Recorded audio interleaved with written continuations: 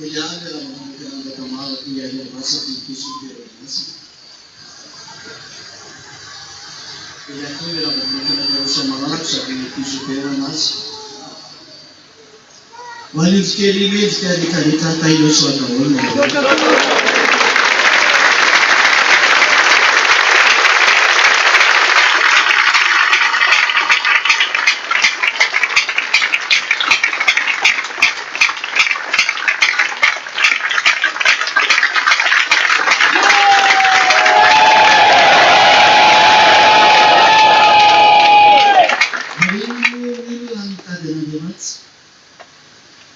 Alin ang putin kadawanan sa niya di matasan.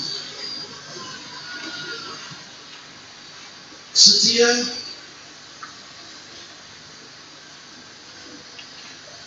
na tinarong bela na tinarong bela tinis ng muna yan na rin.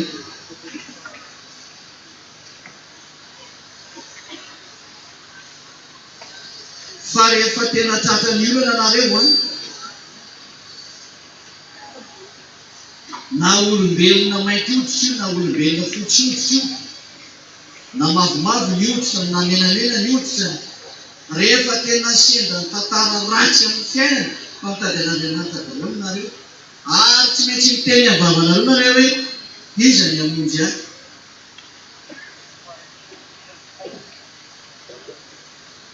Ary zay foana namporofona anareo fa nisy namoana nareo, na dia izany saintifika foana miteny tsisy Andriamanitra. Aminareo tsisy Andriamanitra hoe fa tsy voafanareo io problème mandeha io.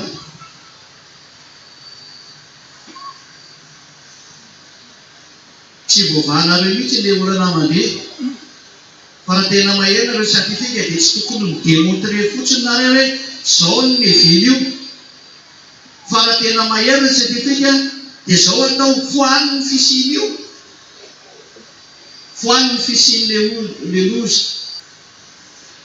Tsy avela ny eo comme izy.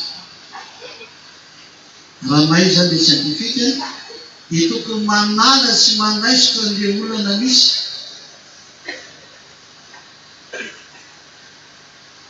Fa tsy miteny fotsiny hoe zao ny vily io, zao ny vily io. Fa raha ny filazana zany anga mamaolana zany teny zany. Fa raha izay kosa miteny fa tsy haiko hoe ny fitenenana zany dia midika hoe mahay nareo. Fa raha tena mahay nareo saintifika tsy miexiste mihitsy le izy. Ataovy tsy misy io zavatra efa miseho io. Fa izany mitaritaneny ihany sy ianareo. Fa matoa miseho daholo ireo teny navoaka ny Eliary eo, misy nanamboatra anareo. Ary ilay nanamboatra anareo zao maniraka ny Eliary zao. Ary Eliary ilay tonga ilay hoe hamerina ny fony ray iny amin'ny zanany. Ny ateo mamerina ny fony ray amin'ny zanany satria io dada Iava io dia tsy mety hiaraka amin'ny mpanota mihitsy. Ilay Andriamanitra namorona anareo dia tena tsy mifahotany.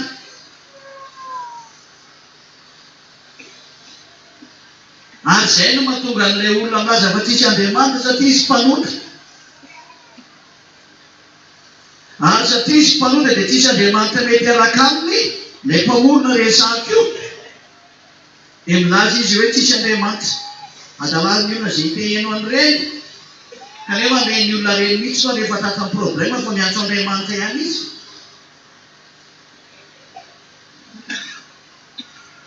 Fa rehefa ampiasainy devoly moa vava dia milaza fa tsisy Andriamanitra. Satria io Andriamanitra io tena tsy tia mpanota io Andriamanitra marina io. Ilay naniraka ny Eliary. Ary tena miafina mihitsy ny tavany. Elo ny tanany avaty fifamavonjy.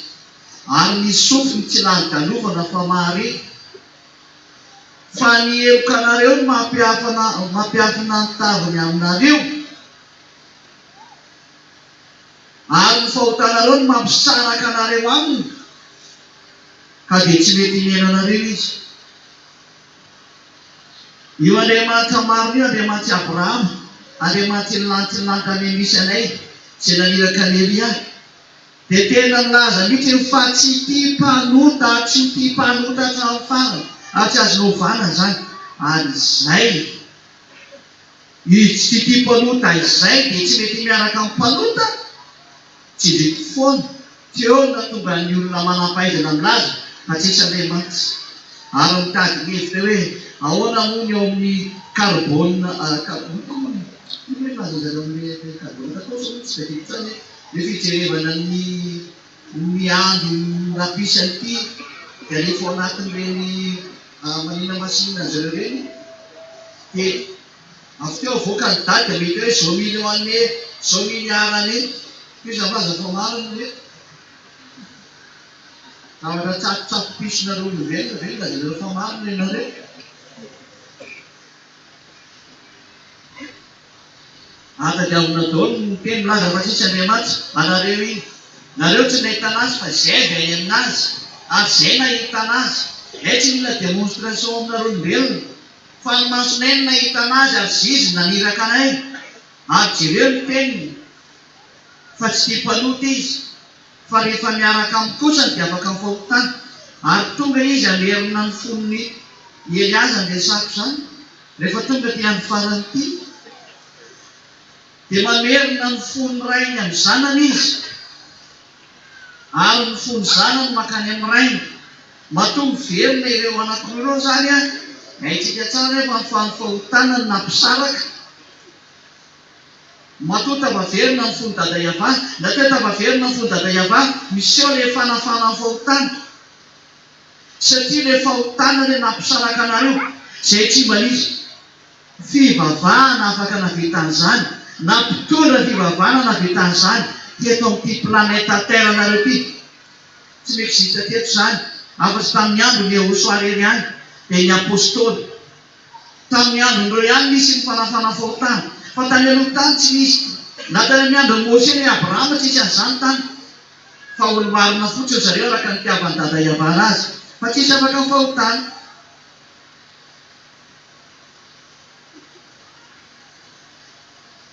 Fa ny fanafana fahotana dia nomboka tao amin'ny fisiny Yahosoa. Fa izy no naseho anaisitra an'io da tsisy io tao aminy. Izy rery zany no manafaka an'io. Ary misaotra an'ilay avo indrindra atsika fa miseho taminareo ny fiverenan'ny dada Iava, satria hita tao aminareo fa tena afaka mifahotana nareo.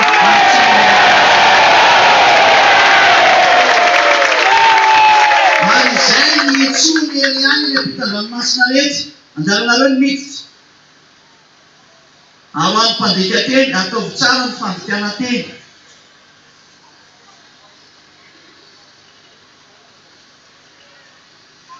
Miantso Elia. Fantatrareo ilay mpitan-dranomasina fa tena be rozy be saina amin'ny fahalalànareo sy ny fahaizanareo. Ary ianareo mivokely eto Madagasikara zany dia mampipetraka miaraka amin'ny Elia fotsiny ireo mivokely anareo. Dia miaino izay teny Elia makany ampitanareo. Fa raisinareo koa ny teny ho anareo. Fa samy mivokely daola ny any mpitan-dranomasina na ianareo koa. Na ireo izay moatsoiny na ianareo izay efa ato. Miteny fotsiny tsy mitovy amin'ny toerana tsy mitovy. Fa lalànandehanareo rehefa miarety mitovy io. Dia izao ny teniko aminareo. Apetra ho any ilay fahaizanareo fa tsisy lavana an'izany. Fa raha nahay nareo dia nahay nampijanona ny afo mirehetra ao aminareo ao ireo. Fa mirehitra ny any Amerika fa tsy hitanareo ny hamana anazy. Mirehitra ny ao Eropa tsy hitanareo ny hamana anazy. Mirehitra ny taninareo zao ny Afrika fa tsy hitanareo izay hamana anazy. Areo ianareo Madagasikara tsy mirehitra. Tena anareo lavitra nahita io tany mirehitra any io tsy zay ny an'izao anareo eto Madagasikara. Fa mbola tadidinareo foana zao teniko zao hitady an'izany Elia zany hoe nambaninareo sy ny tsirarainareo.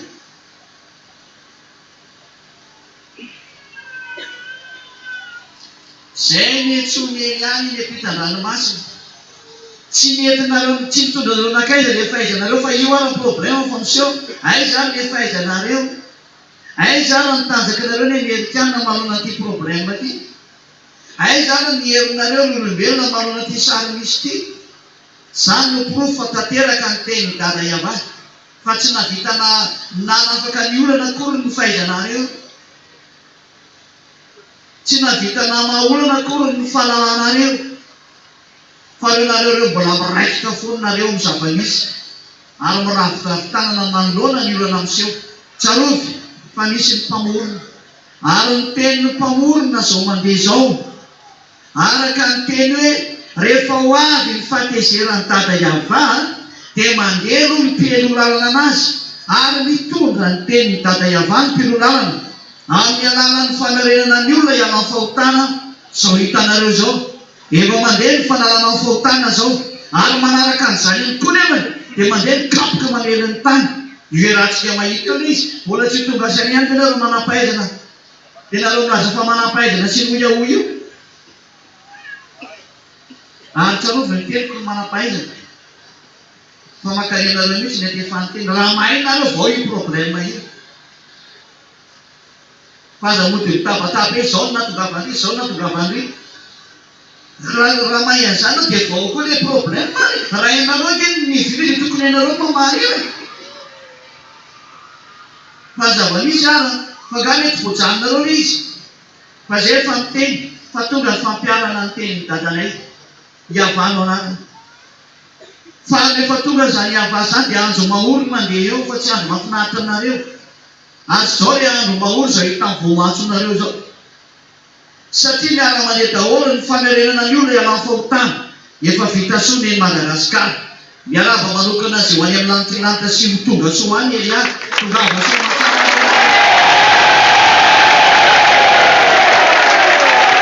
Rehefa miantony ranomasina hoe anjaranareo miditra rehefa reo zokonareo rehefa nareo ndre moa zao ny zokony ny malagasy ny zokony amin'ny fandehanana makany amin'ny lantilanitra.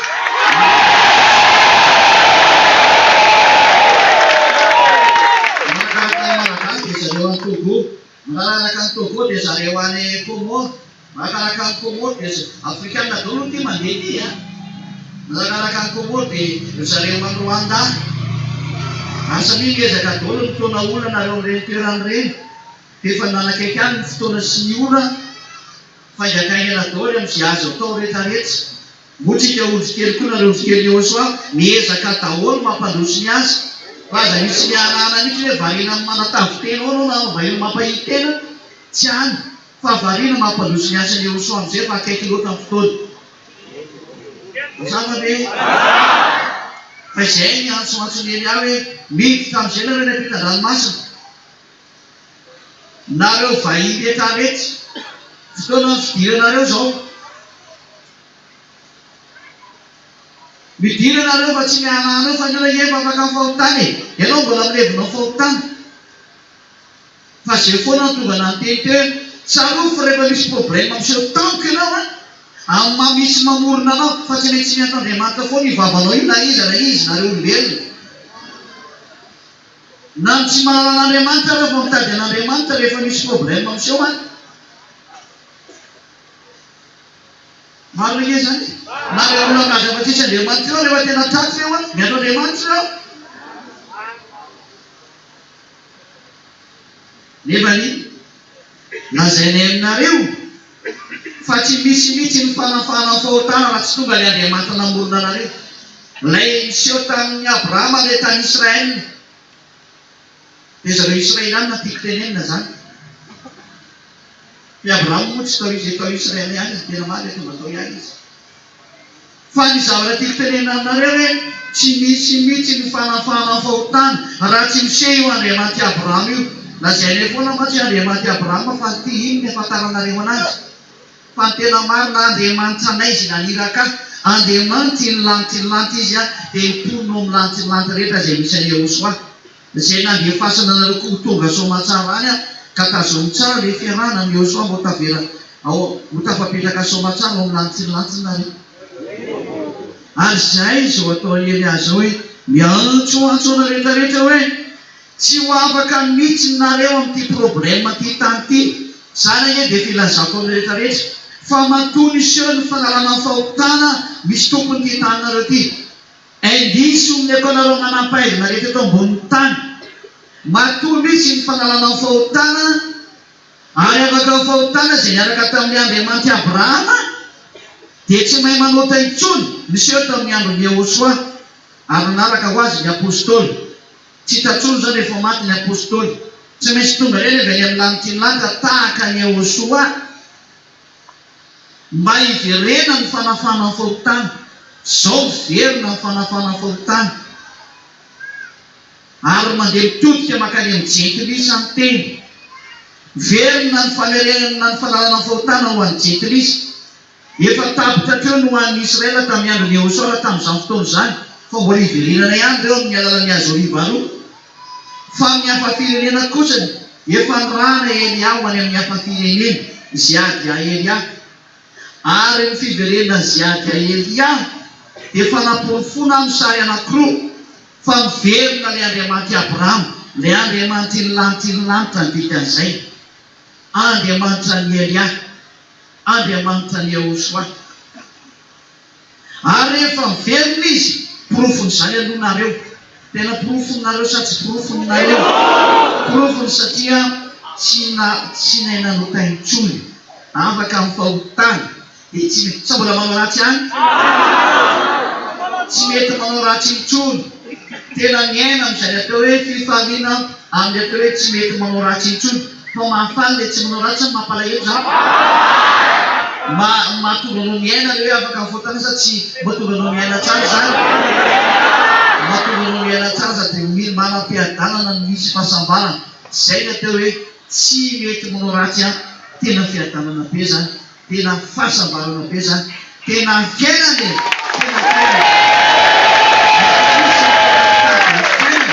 ao aminay hoe tsy mety manao ratsy intsony. Fa rehefa ianao no tena tafiditra sao hoe tsy mety manao ratsy intsony dia efa ao aminao ny fiainana manak'izay, ao aminao ny fiadanana amin'ny alalan'ny Yehosoa.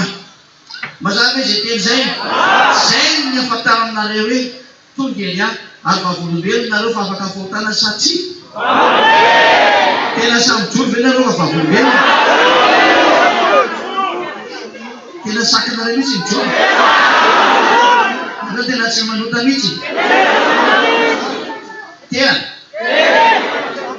Biar makaty jewako izany. Ny micro nakaiky izy zany. Ery koa biara ny jewako izany. Mba ho antaniko kely nareo, tovavy nareo ho antaniko. Ary le lehilahy anankiroa tsy le mpakaty foana, fa le mba le tsy nakaty ireny mba mitsangana mba volombelona so mba antaniko hoe biara manatona ity tsy manambady. Raha mba manambady aza makaty, fa le tsy manambady mihitsy. Hoe za tsy manambady fa zay tsangana mihitsy nefa tsy mba tiako mihitsy manao anakefatra indray ho an'ny lehilahy. Bata ihany, zao aby, sady iny ny tena tena tsy. Sariko mihitsy no mijoro. Fa tena any? Fa tena tsy manota intsony miaraka amin'ny Yehosoa. Azo dia mba tsy marina zany. Tena marina. Ahoana zany ina zany fa tena tsy manota mihitsy ny Ka tsy manaiky ratsy tsoina. dia zay. Tena zay. Dia ny zany tena tsy mety manao ratsy. Tsy manao ratsy tsoina.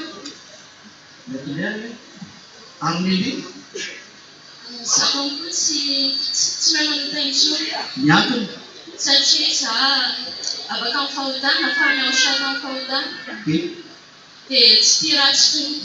tena marina ve zany? Tena marina. Izao firy taona? 17. Karaha misy manadala dia ohatry zany zao no tovavoatany be mpanakale raha nalana. Tsy mieritreritra zany tsoina. Tsy mieritreritra. Fa dia mbola eritreritra afaka hery taona, aroa taona. Tsy Sady mieritreritra visara tsoina. zay teny izay. Satria za efa ny Yehosoa dia tsy mieritreritra zany tsoina. Teny zay. Tena zay. Azo mingerina reo roa mingerina rehefa tany. Ahoana ilazana fa tena tsy manota ianao? Satria tena Yehosoa zany tena tonga mihitsy izy zany. Dia afaka fahotana fa vao tena tia anazy ny fonao, tena tsy mahay ratsy. Ianao eritreretina fa tsy niniona. Ny anahy mihitsy zay tompony. Atao anatin'ny foko mihitsy ao zany, tena tsy mety amin'azy mihitsy manao ratsy satria efa tena amin'ny foko mihitsy tena tia anazy tsy mety manao ratsy tsoina. Amin'ny fonao mihitsy ny fitiavana anazy dia tsy mety manao ratsy tsoina mihitsy ianao. Tena amin'ny foko mihitsy.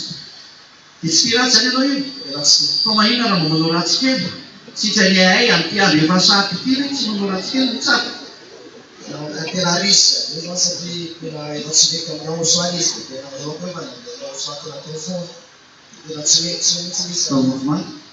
Tena tsy mety tsy mihitsy izy satria efa nandeha ny aosoany foko mihitsy a. Risika be mihitsy raha ihany dia anao ratsy zany satria aosoany efa tsy tian'izany efa izy atao anaty fa dia tsy tiany aosoany efa. Fa manino ianao niaraka tamin'ny aosoany? Inona tiavanao miaraka amin'izany aosoany zany? Satria fantako fa tena fitiavana mihitsy no mena aosoany. Nampahafantarina hoe tena fitiavana no mena aosoany dia presque izy dia atao anatin'ny foko ilay fitiavako anazy. Ahoana? Tsy ohatran'ny problème ve zany hoe afaka mifaotana zany e? Ohatra hoe amin'ny olona tsy mahita aloha dia tena problème mihitsy amin'izany sy mamatatra. Fa raha ohatra hoe tonga atao anatiny a dia fantanao amin'izay hoe tena manafaka marina aho satria automatique aloha tsy mahay raha intsony. Mba ho azo petraka andala. Hoanay fa inona ny tiavanao zany hoe afaka mifaotana zany? Tena tiavako afaka mifaotana dia Akaiky ilay micro dia aza misisita rehefa miteny. tamin'ny zata aloha tena maditra be zata tena tanokany dia andrainy aosoa za Atao akaiky ilay micro. tonga herinandro tetỳ Antananarivo za na tababolana dia Inona ny antony tiavanao miaraka amin'ny aosoana dia misy be enao? dia tiavako miaraka amin'ny aosoa tompo dia tsy manao ratsy satria afaka tamin'ny adalana rehetrarehetra. Tsy manao ratsy intsony. Tsisy ratsy intsony rehefa tafaraka amin'ny aosoa tompo. Tsisy ratsy. Fa maninona raha mba manao ratsy indray? Satria raha miverina amin'izany manao ratsy zany a dia miverina teo amin'ilay fiainanao taloha teny fa aosoa efa tsy tiavana be dia be ho anao. Ka ilay olona nge mahafinaritra ny olona manao ratsy fa raha tsy manao ratsy ny olona dia tsy mahazo aina. Satria rehefa ireo olona mpanota zao dia mety aminazy zany manao ratsy fa rehefa afaka mifaotananao tsy tianao ratsy Fa zany. inona dia maharatsy an'ilay manao ratsy ianao e? tena maharatsy an'ilay manao ratsy dia volony miaraka amin'azy. Dia maninona ray miaraka amin'ny divoly? Ny fihavananao dia mandeha amin'ny helo. Dia maninona raha makany amin'ny helo? Tena izay ho amin'ny fanahy zany toko mahay any amin'ny helo mandrakizay zany tena tsy mety zany. Ka ny mahay izany ange tsy raha iny olona zany zany mbola tsy hita maso zany to. Fa inona ny maharatsy na teo manota? Maninona raha manota eny foana? Inona zany ny lavany hoe za tsy hanota intsony fa maninona ny ilaina izay zany zay? Tena ilaina aloha hoe tsy manota intsony tompo dia tena ho any amin'ny aosoa. Teo any amin'ny aosoa nahoany fa tsy voavaninao izy aloha fa ianao ny antanika hoe fa falety fa niteny fa tsy ampy fa aleo sy fianakikety. Fa maninona zany no tsy mety ilay manota? Fa inona ilay problème amin'ilay manota zany? Olo jiaby io manota daholo matoa izy manota zany tsy tsisy problème io e. Fa maninona zany ny ilaina ilay hoe tsy manota fa maninona?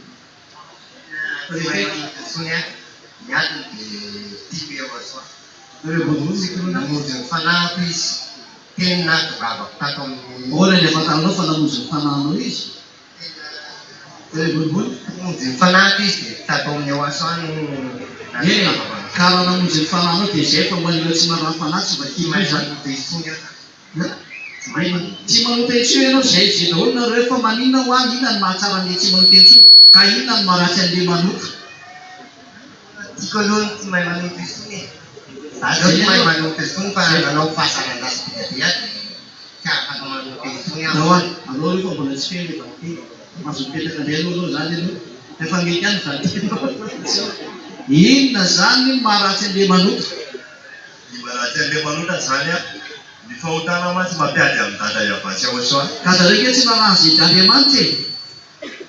Io nge tsy naraha Andriamanitra fa ny malagasy nge tena raran'Andriamanitra fa ny vitany izao naraha zany. Be dia be ny olona tsy naran'Andriamanitra fa manota ka inona zany le problème an'ilay manota zany mahatonga an'Andriamanitra hoe miala taona eo. Ka ilay manota matsy anao zany a miaraka amin'ny devoly anao zany efa manota. Dia Ka io nge tsy mivaky lo divoly zany e. Fa maninona zany ilaina ilay hoe mila miala amin'ny fahotana? mila miala amin'ny fahotana satria rehefa hiaraka amin'ny aosoa dia mila miala ao anaty. Tsisy navoavany nareo. Mipetra amin'ny micro. Alay ny micro iny riria. Fiainanareo anie zany teneniko zany dia ahoana tsy ilainareo mamoaka fiainanareo? Misy fiadanana ve ho any amin'ny fahotana? Zay koa tsy ny vaniny e.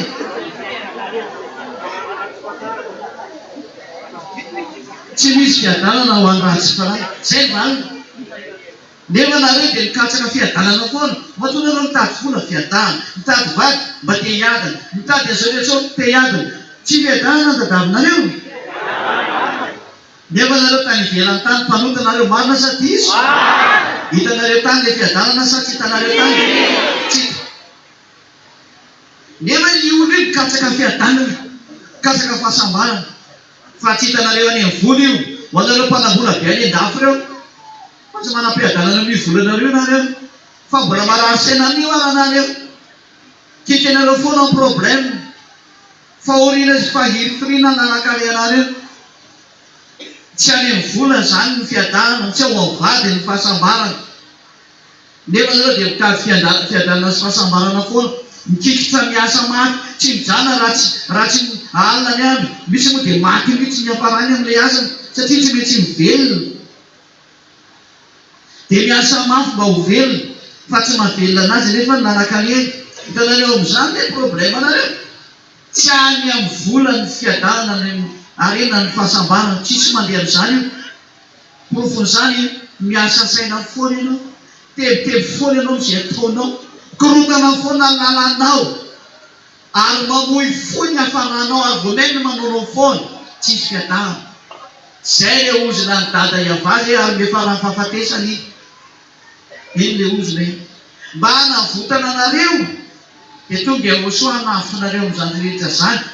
Ka rehefa tonga Yehosoa dia niongotra avy hatrany le tsy fisiany fiadanana. Lasa nanana lapenareo. Nanana teo fahasambarana, nanana teo filaminana, nanana teo firavoravona. Fa izay ny atao hoe Yehosoa. Ary rehefa tonga ho ny Yehosoa dia ao vao tena misy ny fiainana feno fifaliana. Tsy misy na raha tebotebo sy ranomasy tomany. Satria ny lalany atao hoe tsy mety manao raha tsy intsony. Tsika mbola tsy mieritreritra le fiainana mandrakizay hoe lasa makany amin'ny lanitra lara dia hoany amin'ilay paradisa mandrakizay le Jerusalema vaovao. Tsy mbola ezaka an'izany. Fa na dia ny fiainantsika eto fotsiny ihany azy dia efa hita mihitsy ny mampiavaka anazy hoe hafa loatra le miaraka amin'ny Yehosoa. Lazao va diso izany teniko izany? Marina izany sa diso? Izany mahatonga namiteny amin'ny rehetrarehetra mivavaka eo adala. Maraika ny tenin'ilay olona le mandeha ho azy ireny hoe tsy hitako izay hivavahana. Marina ny teninareo satria ny antony mitovy ihany ozy ry zareo. Samy mpanao ratsy. Inona moa zany mampiavaka an'ilay mpanao ratsy tsy mivavaka sy ny mpivavaka mpanao ratsy? Samy mpanao ratsy iny.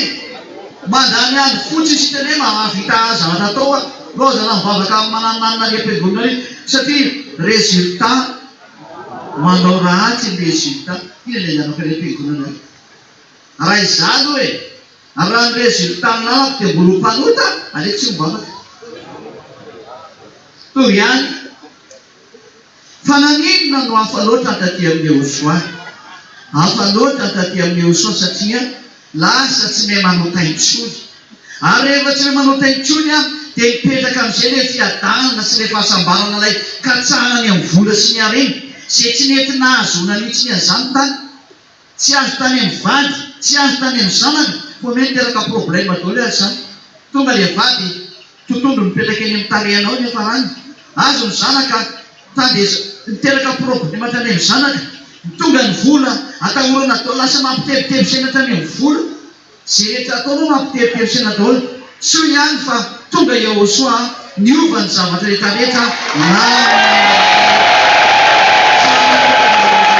ary izany atao manano rehetrarehetra amin'izay tsy hitondranao makaiza ny fahaizanao. Tsy hitondranao makaiza ny harenanao fa jereo tsara ny lalakarenao io. Ino averao laza fa tsisy Andriamanitra? Ianao no milaza fa tsisy Andriamanitra ny amin'ny avinavina fa ny ao anatinao ao maha olombelona anao. Raha tsy olombelona plastika angamba fonao. Nefa na manana fo plastika ianao no mba mamosena ihany. Dia izao lazainanao. Matoy ianao ny foronina dia mahafantatra. Olona dia lazainanao fa nisy namorona ianao na mety aminao zany na tsy mety aminao. Aty Eliatsy mahay mandainga sady tsy afaka mandainga sanatria anainga zany. Fa izahay dia nisy namorona ary ny mpamorona anay no namorona anareo. Ny mpamorona anay dia any amin'ny lanitsy ny lanitra Iava no anarany. Iava. Ilay fahazavana lehibe ao voninahiny lehibe izay mipetraka eo amin'ny seza fiandrianana lehibe ary sarotra mibanjina azy. Raha tsy nomeny fahefana hijery ianao. Fa lehibe zany. Tsy tiany faharatsiana zany Andriamanitra Abrahama zany. Ilay Andriamanitra ny lanitra ny lanitra dia Andriamanitra anay ihany. Tsy tiany fahotana, ny zavatra mifandray amin'ny fahotana dia ala. Tsy mety makany amin'ny zavatra tsy mety mihitsy izy, halany zany. Fa rehefa mahita anazy kotsany dia tena avy hatrany dia izay hoe tsy mety manoka intsony izay. Ary zany no fanaporofona fa tonga zany vaninandro zany. Fa rehefa tonga Elia mielo lalana ny Ahosoa ary hanaporofo fisiany dada Iava, dia izao no miseho. Tonga ny fanafana fahotana izay izay efa nataony Ahosoa tany aloha. Izao hitanareo izao izy eto Madagasikara. Ary efa mandeha makeny amin'izao tontolo izao. Be dia be nareo any ampitan-dranomasina any mahena izao fampianarana izao. Fotoana nitodianareo makaty amin'ny Elia amin'izay izao. Hoentiny Elia ho any amin'ny Ahosoa nareo fa tonga ny vaninandro. Ho avy dada Iava. Ilay andro manjobona sady mampahory anareo. Jereo rehefa tonga Elia dia io loza fa mandeha amin'izay. Samia mahiratra amin'ny masonareo olombelona, indrindra nareo any ampitan-dranomasina any. Jereo loza fa tsy voavany manam-pahaizana anareo. Fa Elia ny fiteny hirehitra ny taninareo. Homay nareo. Ary efa nanamafy taminareo fa homay hatrany amin'ny tarehinareo, hitsonika hatrany amin'ny tarehinareo. Loza ny anjoanareo e. Porofony zany izao famarinana izao. Miara-milahatra anie ilay izy izao e. Io hita ny fanafana fahotana. Dia miteny Elia hoe tonga dada Iava. Ary ny fahatongavany dia lohavan'ny Elia amin'ny fanafana fahotana. Iny le hoe rehefa ho avy ny andro dada Iava dia tonga ny famerenana ny fony zanaka amin'ny fony rainy. Malaky ato ny fahatelo andiny fahatelo amby roapolo sy ny efatra amby roapolo. Malaky ato avy 24. Hoe rehefa ho avy dada Iava dia mandeha ny famerenana ny olona ho any amin'ny dada Iava. Izay andro mampahory anefany.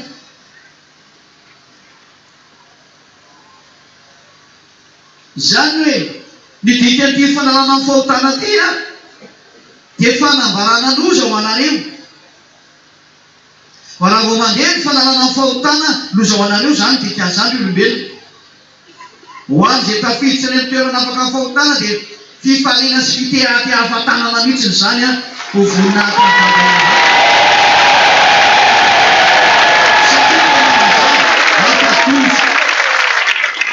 Nareo ampatoza tsy mbola tsy resaka hoe makany amin'ny tsy mankariva na dia ny fiainana rehetra ihany dia efa azo hanazavana tsara hoe hafa loatra ilay Ahosoa e.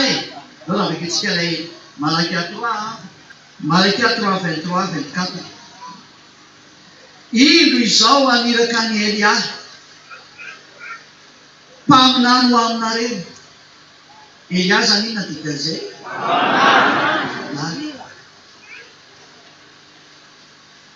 Dia rehefa mpaminano io zany dia mitondra inona dikan'izay? Mitondra teny. Ino izao maniraka ny Elia mpaminano aminareo dia tsy mbola tonga ny andro ny Iava. Izany hoe rehefa tonga zany Elia dia inona zany ho avy eo dikan'izay? Ny andro ny Iava. Ho avy ny andro ny Iava dikan'izay dia voapitsika eo. Mazava ve zay? Fa ino io andro ny Iava io? Lay lehibe sady matahotra. Fa zany Elia zany dia apody ny fony ray ho amin'ny zanaka ary ny fony zanaka ho amin'ny ray. Fandrao avy aho hamely ny tany amin'ny fandringanana. Rehefa tonga zany Elia dia manerina ny fony ray amin'ny zanaka. Vita zany sa tsy vita zany aloha raha amin'izao sary izao. Raha ho an'ny Madagasikara ilay nosy voafidy. Misy toko 470 voalohany, misy 42 dia 4. Ino ny mpanompo ilay tantanako? Elia zany. Ilay voafidiko sady tsy fekiny foko. napetraka tao amiko famahy ahoaka fitsipika ho any anjekilisy izy. Io nareo zao tonga ety aminareo Eliana namoaka fitsipika ho anjekilisy ao amin'ny nosy ny nahitana azy. Yahosoa tsy nakany amin'ny nosy a, Eliana makany amin'ny nosy. Isaia 42:4. Tsy antsoaka izy nanao ndrenesana amin'ny feony manapakateraka ny fahamarinana ozy izay teny izay zany e. Ary minosy andro ny lalàny. Zany hoe misy nosy andro ny lalàny fa tonga ao ty mpanompo voafidy ty a hitondra ny lalàna ho anjekilisy, lalàna ny famonjena azy. Ary rehefa tonga lalàna amin'izany nosy zany a dia avitra ny jekilisy. Iza le nosy voavody? Iza zay? Iza zay? Rehefa tsy mamono anaranao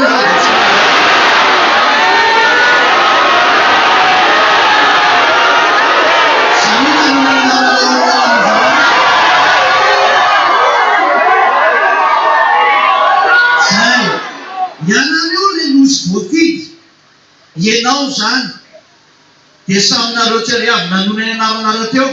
Anjarany any ampitan-dranomasina koa mba manony any anarany hoe Yahosoa mba vonjeo zany alalany Elia io ny rahanao io. Anjaranareo ndray miantso a fa neny malagasy dia efa io izy io tonono ny anaranareo avy rendre mandeha hoe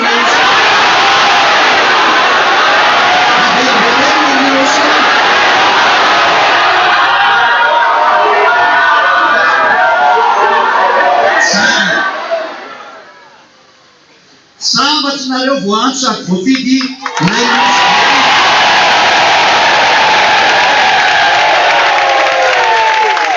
izay indrindra nandeha ny teny ary tonga eto Madagasikara ny famonjena voalohany nanaraka tsara ny lalàna sy ny teny.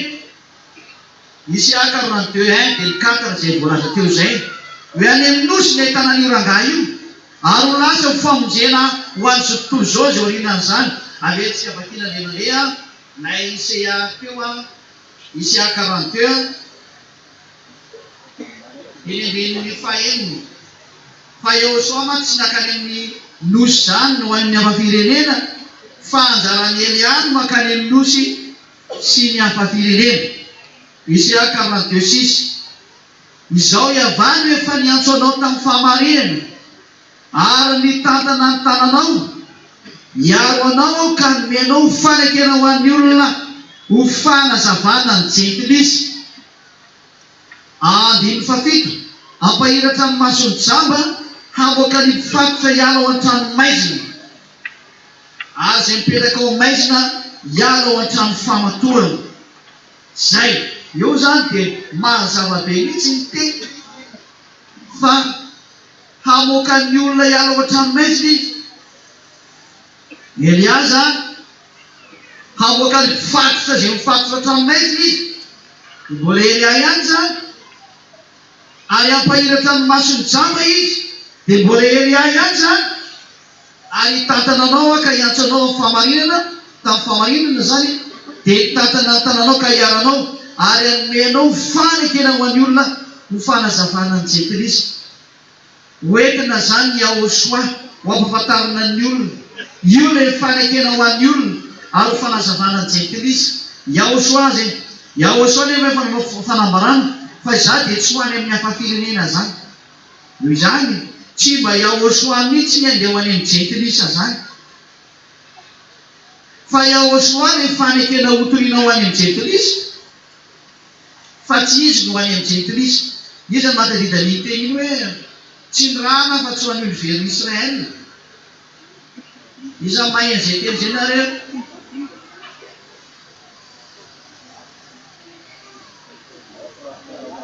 Leo anazy mahay.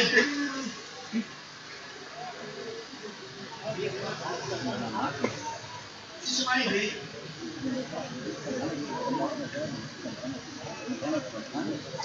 Dia mbola zay Matthieu 15:24 zany.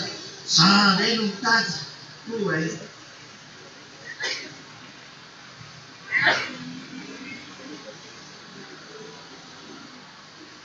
Ary izy namanka nanao hoe tsy rana ao afa-tsy ho amin'ny olo very amin'ny taranak'Israely. Raha Yahosoa zany no antay dia za dia tsy ho any amin'ny hafa firenena, fa za tsy nirahana fa tsy ho any amin'ny olo very ny Israela ihany. Iza zany miamonjy ny hafa firenena dia nareo malagasy zany. Raha Yahosoa ny andrasana dia tonga amin'ny fitenenareo andraso eo Paoly, fa tsy hamonjy anareo mihitsy zany Yahosoa. Raha Yahosoa ny andrasanareo anareo hafa firenena. Raha ho an'ny frantsay dia eo nareo sy nitranareo fa tsisy hamonjy anareo zany eo. Porofon'izany nareo anglia tsisy afaka amin'ny fahotana, nareo amerikana tsisy afaka amin'ny fahotana, nareo danois tsisy afaka amin'ny fahotana, any Danemarka zany. Nareo Espagnola tsisy afaka amin'ny fahotana, nareo sinoa tsisy afaka amin'ny fahotana. Eny fa nareo arabo tsisy afaka amin'ny fahotana, fa misy arabo vonjena gaga tsika, misy ny arabo vonjena. Dia hitatsika eo zany toy izany resaka izany fa dia izay fotsiny e. Fa zany teny io zany dia midika ary mampiseho tsika rehetra fa nandeha teny Yahosoa. Tena tonga Elia nakanga ny hafa firenena, tonga teto amin'ny nosy aloha. Reo nareo tonga tamin'ny alalan'ny Elia, avy nareo tamin'ny alalan'ny Elia, vovozy nareo tamin'ny alalan'ny Elia. Manenizy ho any amin'ny Yahosoa. Andeha zany tena andeha mihitsy, tsy salasala mihitsy efa tena arina. Nareo rehefa alosina anazy, nareo ny zokiny efa hifitra ny zanany, izay karazan'olona tsy mitovy aminareo, fa zandrinareo reo. Tandreminareo sy nareo miresin'ireo zandrinareo reo. Tandremo so dia nareo indray ny lasa horesin'ireo fa tena milaza aminareo fa matanjaka be ny fitiavan'ireo any Yahosoa noho ny fitiavanareo any Yahosoa. Saingy mampalahelo fotsiny a, hoe raha tsy misy ny loza tsy tonga saina ry zareo, izay fotsiny ny olana amin'ilay izy. Nareo tsy misy loza dia tonga saina, saingy tsy mba miorona tsara ilay fitiavanareo, fa manao revitra ahorelo ilay fitiavanareo. Atao vitan'ny Yahosoa so latsaka nareo, ka sahirana ny fitsarana. Fa atao voaloharana foana nareo izay ataonareo. Azy ity fiainana ity tsony ny eritreretina hoe tsy solution tsony hoe adalana izay miady ho an'ity tany ity ngay misy nazo atao. Fa mediny lalàna tsara, medivany ho tonga eny an-tratran'ny Yahosoa ilay ity be anareo. Ilaina tonga nareo nanam-piadanana sy nanam-pifaliana rehefa tonga ho aminy nareo. Sa nareo tsy manam-piadanana rehefa tonga ho aminy? Zay, rehefa nananareo io ihany toa ro mitady vola sy nikarazany hoe. Fa rehefa tonga eo amin'ny Yahosoa ny olona anankiray, tena manana ny fitsarana sy ny fiadanana ary ny fahasambarana. Hafa loatra Yahosoa. Tena hafa loatra izy. Mahafinaritra ny eo akaiky, mahafinaritra ny eo anilany, mahasambatra ny eo akaiky. Tena mahasambatra. Ozy hoe nareo Afrikana rebrebe olona fivavahana, tena marina mihitsy aloha ny teninareo reny e. Mbola rebrebe na fivavahana ny Afrikana, marina zany satria izy mahanty dia rebrebe. Fa zany ngamba nampanantenanareo arena na za teto, ngaza nampanantenanareo fitahiana teto, zao no nampanentana ampanareo. Rehefa afaka amin'ny fahotana nareo dia ahitazana teo fahasambarana zany.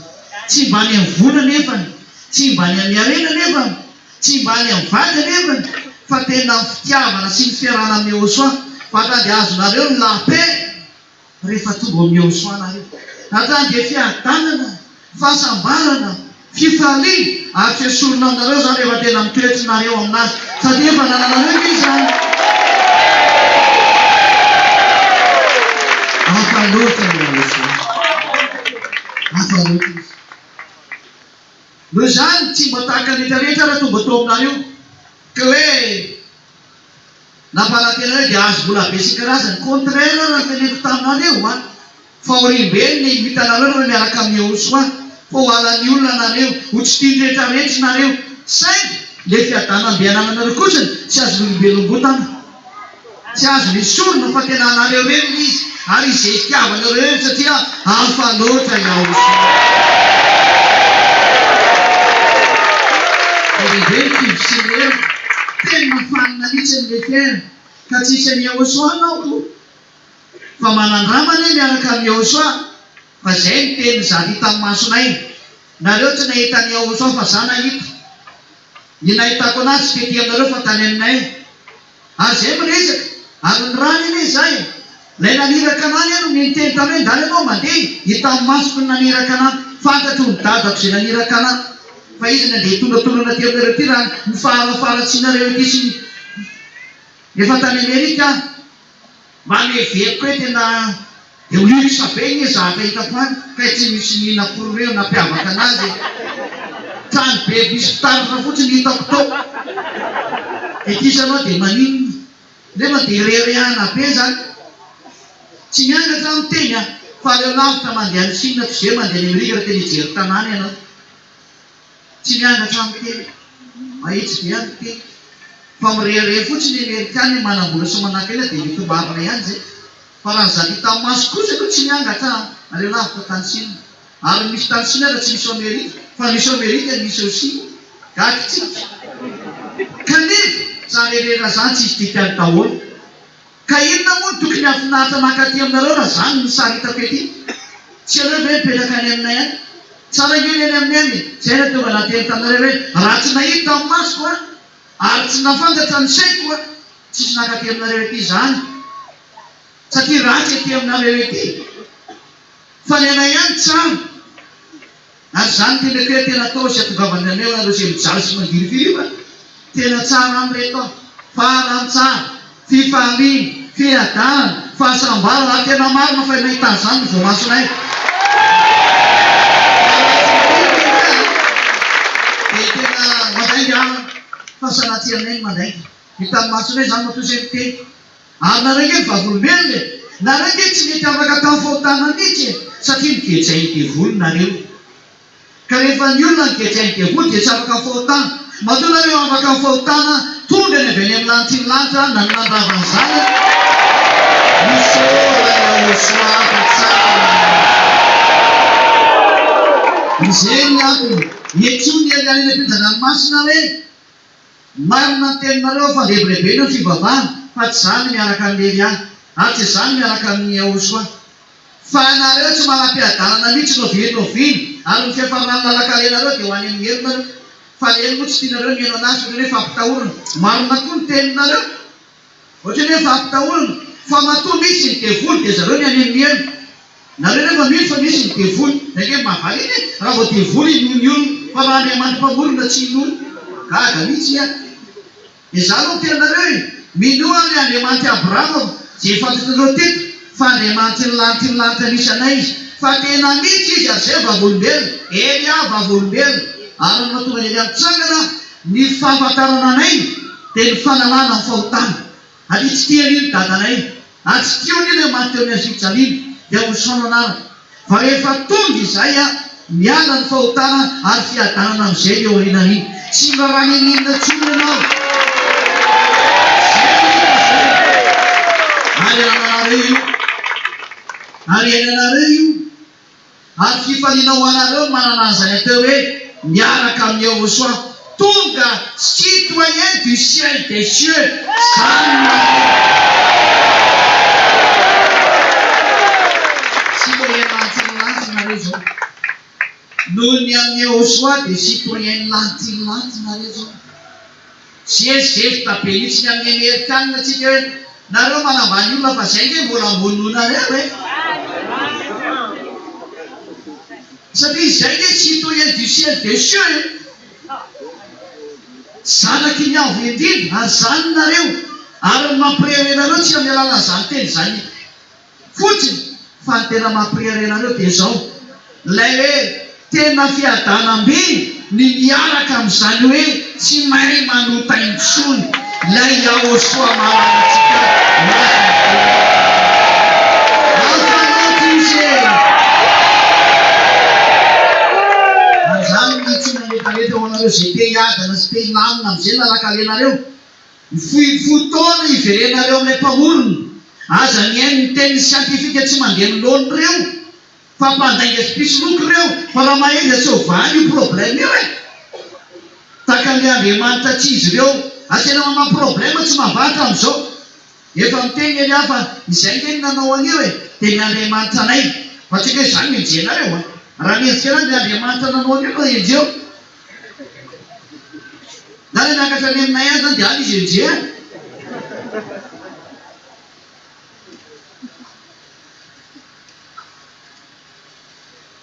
Fa miteny aminareo fotsiny aho hoe ho avy Dada Iavana. Fa ny fahatongavany eo dia hitondra loza ho anareo. Ary ny fahafantarana fa ho avy tokoa izy a mandeha aloha ny fanafana fahotana. Io nareo afaka ny fahotana. Sa tsy afaka ndray? Sao dia mba tsy afaka ndray? Sao dia mba tsy teo afaka koa e? Ka raha teo afaka izy tena tsy mandeha amin'izany intsony mandrakizay e. Sa mbola handeha amin'izay ihany? Sa rehefa voaka iny dia mbola hanota ndray?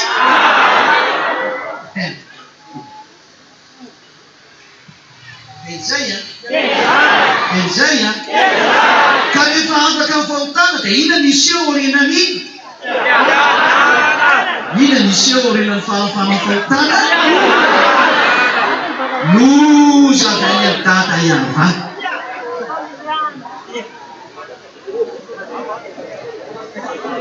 Rehefa mandeha ny fanafana fahotana dia ho avy ny loza avy any Dada Iavana. Zay ilay vao nivakitsika teo ilay izany. Ka efa hita ny loza zao na tsy hita ny loza? Rehefa tsy nahita dia dana mihaino vaovao ny Aosoa e. Ao amin'ny télé ACFM. Dana mihaino ny vaovao. Dana jereo ny vaovao. Hitanao daholo ilay loza manjono tany. Ilay nampianarin'ny Elia hoe io famirehitra zao tontolo zao. Ka tsy izay moa ny zavatra mitsango ao anatin'ny fampianarana atao hoe ho ampirehetina ny taninareo. Irehitra nareo. Dia misy sa tsy misy? Mampiakatra ny hafanany taninareo. Ny loza ho fananika ny soixante io a. Ary misy ho tonga ka ny 70 io a. Andriamanitra.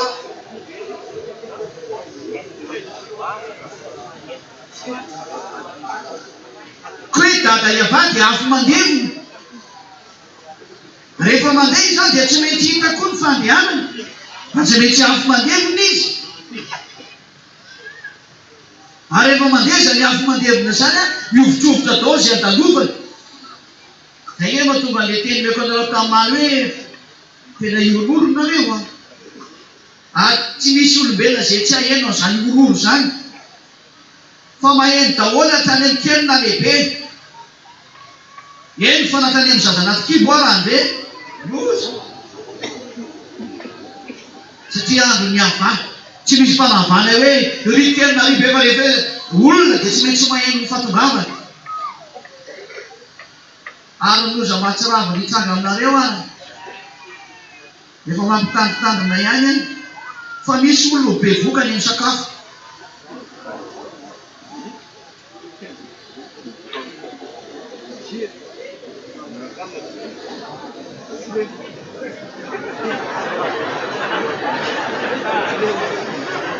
Ny sakafo hohaniny ny habevoka anazy.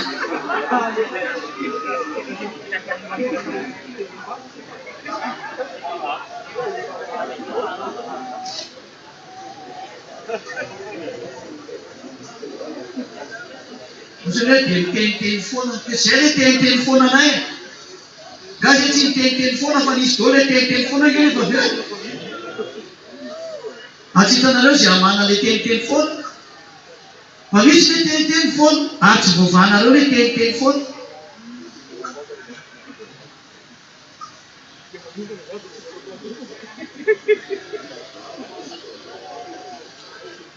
Mazavaiko izay.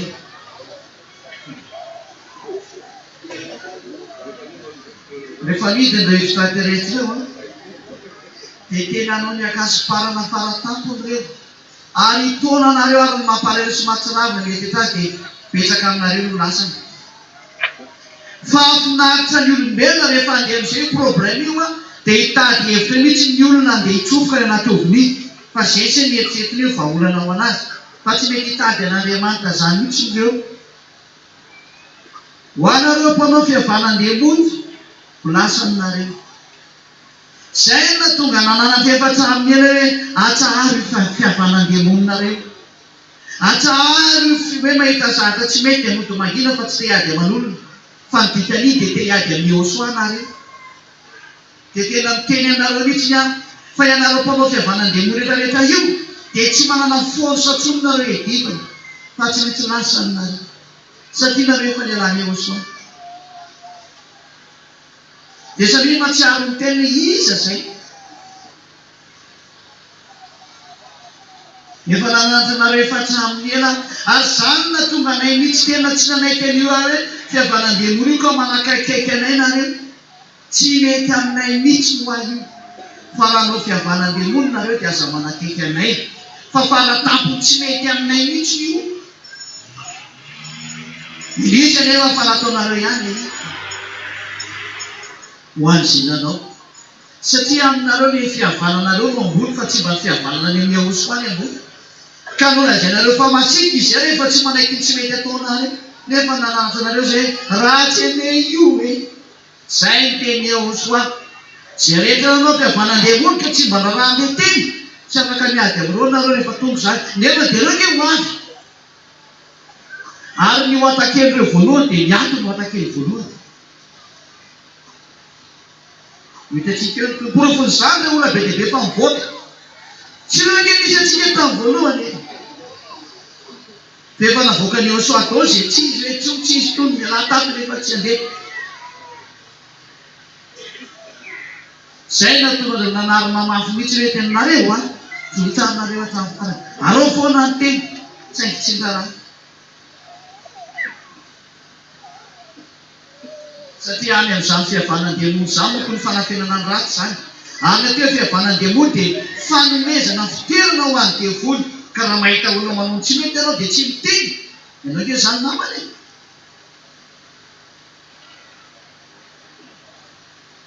Raha izay no fahatena kidimbatiako ampitaina aminareo zay. Faharoa dia ilay ho an'izao tontolo izao any rehetrarehetra any.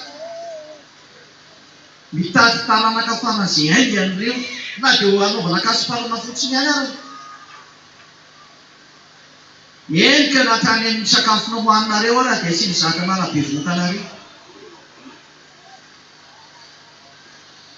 Na dia ho akasiparana fotsiny ihany aza dia ho ataon'zareo zany. Ary miteraka nareo dia miteraka biby zany daholo ny ataony amin'ny olombelona any. Sakafo mahabevoka.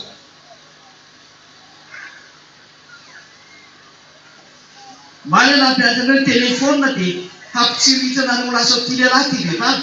Fa vao mijery telefôna nareo dia mandeha ho azy ny fitsiritana. Tena fitaovan-demono ampiasainy tena faran'izay hainga io. Hitantsika hoe hitanareo zay. Fa tsy hoe ela be zany teny izany fa vetivety zany. Zany natonga nareo nanarina dia nanarina tamin'io telefôna io hoe ilainy eo amin'ny amin'ny zava-misy fa tena hoe aza mandeha any amin'ny zahatra ankoatra rehefa nteneny. Fa tana izay daholo ny zahatra rehetra zao. Izay rehetra hitanareo dia ho tana izay daholo. Natonga nareo ny tenena hoe manarano ny tenin'ny Elia fa izay sisa solution. Saingy mbola tsy hitanareo moa rehefa tanteran'ilay teny dia misy tsy marana.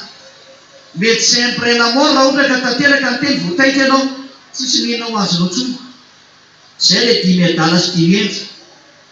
Ny dimy endry rehefa nampahafantarina dia mitandrina. Rehefa nampahafantarina hatrany dia mitandrina ny dimy endry. Ny dimy adala kosa tsy mety miaina, tsy nirarahan'ilay teny. Ka rehefa niatra taminy ilay zavatra voamode voatreo tompo fa naidy ny firavarana narindrina ny dina dia tsisy mety miainao anazy tsony. Mba tonga anao isy hainy asa manao adalana intsony fampiazay. Fa rehefa niteny Elia ianao miteny. Ary amin'izao sisa zao atao izay azahoanareo ny fony Josoa. Zany natonga nanobedinareo tamareo dia mipetraka fotsiny verina nareo tany aloha. Nefa ny fotoana efa tokony hiazaka zanareo mafy mihitsy izao fa tsy migadona daholo zanazany zany voataitra atao hoe Josoa tena tonga indray ilay teninao aza manao azany tsara velatsy izany fa zao ianao dia efa miady mafy. Miady mitonga eny an-tratrany Josoa. Ka rehefa tonga Yahosoa dia ianao ilay vonona be miandry foana zahay. Zahay efa niandry anao Yahosoa vonona zahay. Fa tsy mahota ilay dimy adala hoe zay groupe-ropaka hoe uia. Zay hoe andeha amin'izay anao azao tena ataoko ty, ataoko ry médecin après la mort. Zay ny dikany hoe mal le gala médecin après la mort. Raha tsy hoe mal le MALM après la mort. Ataontsika mampime be ke ny olombelona ho ara tsy efa votsy tonga saina. Fa za mananatra anareo nefa netake masonareo jereo ny firetan'izao tontolo zao. Ozy tonga saina ihany aorianan'ny firetana hoe mazava ho azy fa tsisy nipetraka atsiny eto amin'ny taninareo e. Taningazana ngenety e. Ary rehefa taningazana io dia tsy maintsy miady ny hafaran'io e. Tsy maintsy korotana ny hafaran'io e. Dia mazava ho azy fa ny kely sany zany dia hodalohany be sany. Zay ny fiafarana olombelona. Ifamery amin'izay dia ho fahoriana amin'izay. Loza mahatsiravina. Zay va tena hoe loza anjoro-tany. Loza tsy haintsony manahaka an'io. Fa zao sambatra kosa ilay tena tsy diko tsara. Ilay tena afaka tamin'ny fahotana. Tena sambatra ireo. Dia ireo izay tena miazona ny fahamasina sy ny fahamarina. Fa tsy ilay tsara be ratsy. Arainao zany no tena apetraka amin'izany toerana hoe tena marina sy masina izany. Ary tena miteny ny fahamasinanao. Dia izao no teniko aminao ho afaka somatsara ianao fahazamatahotra. Ho tody somatsara ianao fahazamatahotra. Fa tena anjoro izao tontolo izao zany tena izany. Miendry mahita lozaka mieny lalana mandosika boky. Tobava soa teny Yahosoa daholo manaraha ny Elia. Nareo fa manaraka ny Elia. Fa ilay any ampitan-dranomasina ny antsoiny Elia hoe manaraha ny Elia fa tonga ny fotoana hiantsonanareo efa tongotra ny andro. Tare mianahana any. Fa tongotra ny andro. Manao antsoantso Elia hoe efa io ny vavolombelona hitanareo. Jereo ny soratra masina. Jereo ny fiainanareo. Jereo ny nanakalehanareo. Fa tsy mitondra fifaliana anareo kory ny fahotanareo. Fa vao ngay orory sy tebiteby ary tahotra sy fangiritoriny.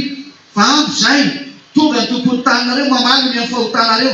Ndana makany amin'ny toerana tsisy fahotana manatona ny Yahosoa dikan'izay. Dia hitanao hoe hiavaka ny manompo azy sy tsy manompo anazy. Fa nanitsy ary ny fahoriana izay mandalo tsy rarahinao zany rehefa miaraka amin'ny Yahosoa. Tsy ahoanao zany. Ary rehefa miala eto amin'izay ianao dia ho any amin'ny lanitiny lanitra. Ary aorianan'izay kosany dia ho any amin'ny jiro sy mavaovoa. Ilay tany vaovao sy lanitra vaovao natokana ho an'ireo izay nanara dia Yahosoa mianatra tarapany dia tena manatsainareo. Manareo voninahitra ho an-datanana voninahitra ho an'i Yahosoa.